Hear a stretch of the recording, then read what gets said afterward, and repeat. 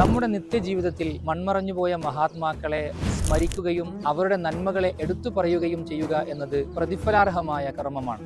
സ്രഷ്ടാവിന്റെ മാർഗത്തിൽ ധീരമായി അടർക്കളത്തിൽ പോരാടി രക്തസാക്ഷിത്വം വഹിച്ചവരെ സംബന്ധിച്ച് അവർ മരണപ്പെട്ടവരാണ് എന്ന് നിങ്ങൾ കരുതുക പോലും ചെയ്യരുത് എന്ന് ഖുർആൻ അടിവരയിട്ടുകൊണ്ട് പ്രഖ്യാപിക്കുന്നുണ്ട്. ത്യാഗങ്ങൾ ഒരുപാട് മക്കയിൽ സഹിച്ച് പരിത്യാഗങ്ങളുടെ ചരിതം തീർത്ത് മദീനയിലെത്തിയ പ്രവാചകൻ സ്വല്ലല്ലാഹു അലൈഹി വസല്ലമ തങ്ങളും സ്വഹാബത്തും അനിവാര്യതയുടെ ഒരു ഘട്ടത്തിലാണ് അല്ലാഹു റബ്ബുൽ ഇസ്സത്ത് അവർക്ക് ബദറിൽ വിജയം നൽകുന്നത്. വെറും പോരാട്ടത്തിന്റെയും സഹനത്തിന്റെയും സന്ദേശം മാത്രമല്ല, അചഞ്ചലമായ വിശ്വാസത്തിൽ മാത്രമാണ് അന്തിമ വിജയം കൈവരിക്കാൻ സാധിക്കൂ എന്ന വലിയ ഒരു സന്ദേശവും ബദർ നമുക്ക് മുമ്പിൽ സമ്മാനിക്കുന്നുണ്ട്. ഇസ്ലാമിന്റെ നിലനിൽപ്പിന് നിർണായകമായ പങ്കുവഹിച്ച ആ ബദറിൽ പങ്കെടുത്ത മഹാരഥന്മാരായ സ്വഹാബത്തിനെ നമുക്ക് സ്മരിക്കാം. അവരുടെ അപദാനങ്ങൾ പാടിപ്പുകഴ്ത്താം. മജ്ലിസുന്നൂർ പോലെ, ബദർ മൗലിദ് പോലെയുള്ള സദസ്സുകൾ നമുക്ക് സംഘടിപ്പിക്കാം. നാഥൻ അനുഗ്രഹിക്കട്ടെ.